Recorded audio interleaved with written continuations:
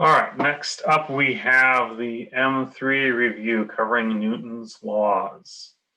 Okay, so the quiz on Newton's laws, M3, did graphing, which we've already talked about this week, distance and velocity, which I just posted a video on for M2, and the big one, force and coefficient of friction.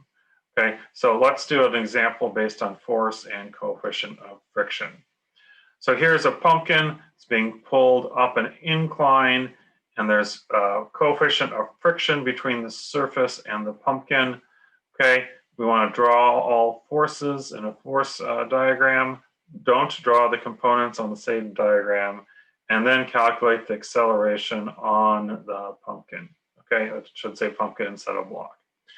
All right, so let's come over here and turn the page to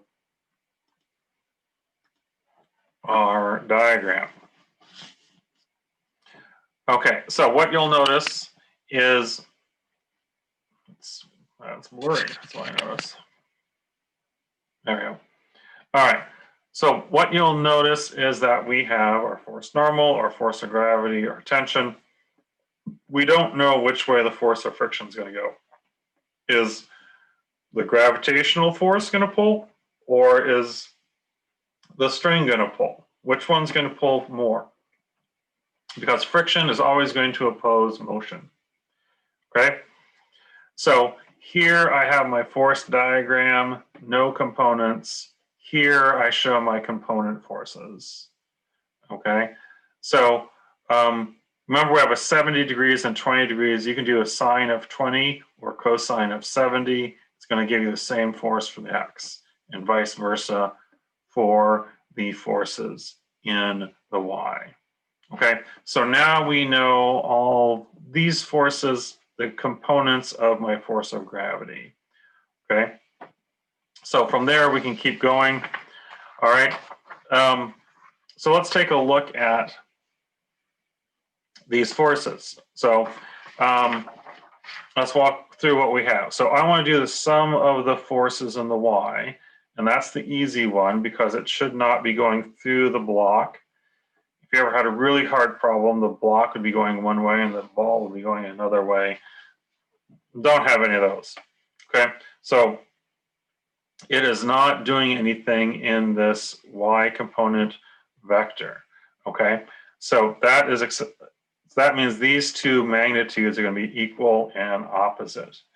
Okay, I've actually saw online that a university professor is stopping to use the word magnitude because these two have the same magnitude, the same number. One's positive, one's negative. What we want to do is use this information. We now know the force in the y, so this is going to have this equal and opposite force normal coming up. So we can apply that with the coefficient of friction. This is the maximum friction. And this word is going to play a very important role here for those of you looking ahead. So we see that we have the F of x, okay, due to gravity. We have the tension due to the string. And that gives a number that is less than friction. If you're pulling with less force than friction can pull, then it doesn't move.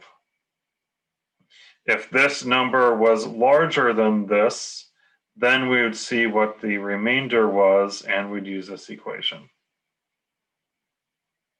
Okay, so that gives us the framework for how to look at these. We're going to do our sum of our forces in the y, our coefficient of friction, our sum of our forces in the x, and then see if it falls within it. So because this force, the force in the x was greater than the string, then the friction opposed motion, and the friction is going to pull up. But you can't get the friction to make the pumpkin go up the incline. It's going to make the pumpkin sit there and not move. So that is our second solution. All right.